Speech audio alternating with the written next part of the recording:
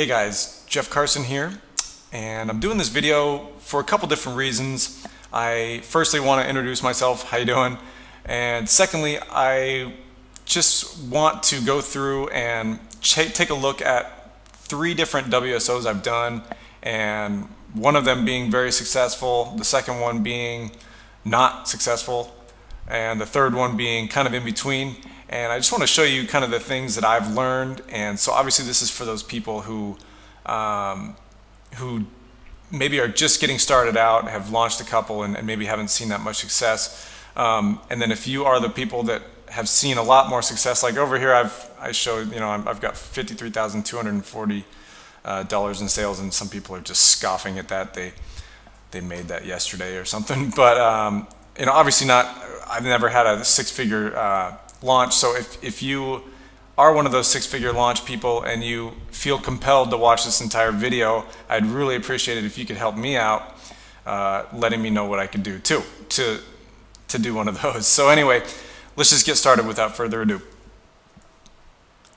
Okay, so the first WSO I want to talk about is Amazon Presale Mastery, and that was the first successful, it's moderately successful, I guess. It sold 995 copies, just under 1,000, but that was the first successful WSO I've ever done. You can see before I didn't really do much, but I just want to talk about, let's see, so we got 12,365.67 cents revenue from that front end, and then 5,763 on the back end. And I did this with a friend of mine, Dave Toomey, and he helped out with the pitch pages and stuff like that, and I helped out with the content. And anyway, that's what we did. So I just want to talk about what I did and why I think it was successful. Got lucky, but we made some great money for good fundamental reasons, I think. We had a low front end price at $7, but we did 100% commission dime sale. So I guess lesson number 1, if you have a low front end price at $7, you can't just give people 60% or 50%. I don't think any JV is going to be interested in that whatsoever. It's got to be 100%, and then there's probably got to be a good back end too that they have a chance to make some money with. And this OTO that we had, one-time offer, was perfectly in line with the front end offer. So we had a report on the front end that taught like pre-selling Amazon, and then on the back end we had a report that taught how to make, it was like even more detailed description of how to make money with Amazon and how to really make the affiliate web page convert well and stuff like that. And we had one JV, this is kind of the lucky aspect, one JV came on board at the last second and sold over 320 copies. That probably gave us a lot of social proof with everything. But the other unlucky part is, I really reached out to this guy. This guy didn't just come out of the blue and decide, all right, I'm just going to promote this guy. I really was kind of hounding him for days before. Not hounding, but like a nice way, and just getting to know him and stuff like that. And so he kind of was just like, oh, you know what, I'm going to promote this and see how it goes. And he just did really well. So that obviously was great for us. We had a good JV contest, but not huge. And when you're first starting out, it's tough to guarantee all this money for a JV contest. It's like the chicken and the egg thing. Are we going to sell enough to even cover the JV contest? Anyway, this could be a stumbling block for a lot of people. So what we did is we did 100 sales minimum you had to have to get first, second, and third, and that's what a lot of people will do. And then one trick we did that was just good fundamentals. We had a tool on the download page that made us like $1,500 extra. Just as a affiliate link for a plugin. So we had on the front end we had a report, and then on the download page we had a plugin, and then on for the OTO download page we had that same plugin, and it was perfectly again in line with all this stuff. It would just help out your JV pages or your affiliate pages for Amazon. So a lot of people bought that. Things I would change: we tried to get in touch with Mike Lance, and then here's me berating myself right here. It was the dumbest thing. I don't even know what we were doing, but whatever. Just don't do that. It makes sense. It's stupid. But we couldn't find the WSO Pro affiliate link, and we decided to subtly ask him where it was, and it was see-through. He could tell that we were trying to get WSO of the day or whatever. Just don't do that. Stupid ass move. Okay, so let's go to the next one, Amazon trend profits. So at this point we're thinking, okay, we know what we're doing, and due to poor timing, bad pricing structure, and poor OTO decision, we really didn't do that well at all. So this one right here, Amazon trend profits, we sold 756 of them, and this is over a number of months that we've done this and other promotions and stuff. So $7,080 on the front end, so obviously quite a lot less than the Amazon Presale Mastery. And then the back end was $1,290 compared to $5,763, plus the $1,500 we made with the other tool and stuff like that. So anyway, this was a lot less, and we just were confident it was going to do well, but we were kind of wondering about our decision about the one-time offer, and sure enough, we were correct that it was a bad decision. First problem we had was there was a low front-end price at $7 again, and we did a dime sale, and we did a 60% commission, okay? Because, and I'll tell you why in a little bit, but okay, so the OTO was a plug-in, the one-time offer, not at all in line with the front-end offer. So we were skittish right there. We were thinking, okay, well, geez, hopefully a lot of people buy this plug-in, but it's not at all in line with the front end, so we can't really give away 100% commission on the front end because we were too afraid we wouldn't make any money on the back end. So right now, if you're looking at this, you're thinking, okay, that's just a poor business we got going on right here, a poor product, everything about it, right?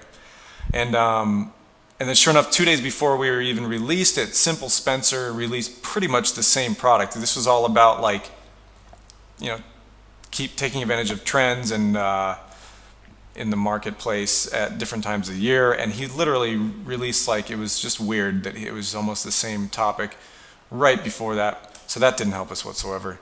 And so we didn't get a couple of the big names to promote us, and they went ahead and promoted Simple Spencer's, which we don't blame them whatsoever. But okay, so things I would change for that: take the time to create another report or something that is perfectly in line for the one-time offer. You can't just throw together something. I mean, you could if you had, not that much time or whatever. But I figure if I would have spent another week and put together a great one-time offer and sold it for more money, then we would have made obviously a lot more money. And number two, the thing I would change is 100% on the front end, definitely, or make it $17 on the front end and then give 60%. But we were reluctant because of the poor decision about the one-time offer. We were reluctant to give the 100% because we didn't think we would make that much money with the one-time offer. So obviously this whole thing was just kind of badly set up, right? So after this, we're like, all right, we're going to do this right next time. I mean, we're going to give people so much more. Well, anyway, let's just go and check out the stats for this. Amazon Classroom, we have the front end sold 614. So this one I feel like it was moderately successful, and I really thought it was going to be a lot more successful than this. And so I'm open to suggestions about this one. But and we made total revenue 11,069, the OTO 4,023, and then OTO number 2, which is these were plugins, and the developer plugin was sold for more. So anyway, about the same revenue as the first time, the Amazon Presale Mastery little report we did. But with Amazon Classroom, what the bad things about this was this is a great product, but the results were not good as anticipated. I did a huge video course, it's like 20 videos, and we did a 17 dime sale at 60%. The OTO was a plugin in line with the front end offer. Okay, so it was an Amazon course and an Amazon plugin, and just an overboard sales page I did. We hired this guy to do just a massive sales page. And I guess I was going to show you these things, but anyway, here's the Amazon Classroom pitch page, you know, just all sorts of overboard, right? All sorts of stuff here.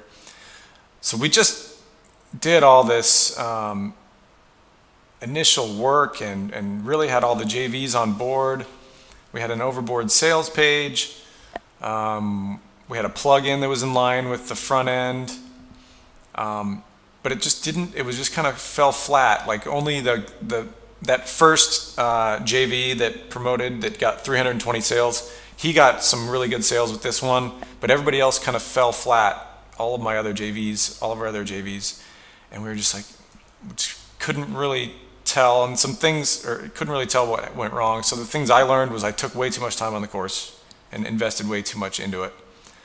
Even though it came out as a great course, and I'm not going to regret that, but I networked very well, had many Amazon JVs on board, I thought.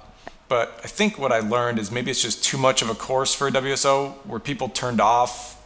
It kind of went against the whole concept of a WSO, which is people just want like a quick report. I mean, it doesn't make sense, but that's what they want. They don't want to have to sit down and watch a huge video course, okay?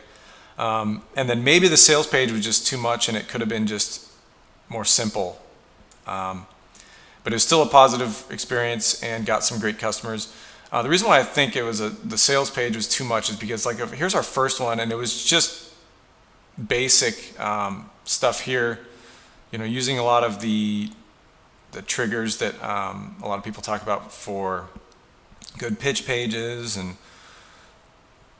but it wasn't overboard, you know. That's it. It was just really short and sweet. And I think people might have been, and then the next one was even less overboard, which didn't do that well. But this one was just way over the top, and I think that's just, it was too much, personally. But I'd like your opinion maybe about that, because it just didn't do that well, in my opinion. I was just really expecting that WSO to do a lot better. But got some great customers in the experience, in the whole experience. Okay guys, I'm just going to jump in and cut myself off here. I really hope this video helped you out in some way, depending on your situation. And again, if you are way beyond my level and you see some glaring things that I'm doing wrong, I'd really appreciate some tips as well from you. And if you have any more questions or comments, please leave them underneath this video. And thank you very much for watching. Please take a look at the link below. We're launching a new product called Niche Site Updater. It's a software that allows you to push one button and update all your WordPress sites in one fell swoop without doing anything else. You don't have to log into all your WP admins anymore and update every single plugin one at a time. So really good software. Check it out. It's up in the events section up above. And okay, see you there. Thank you very much. Bye-bye.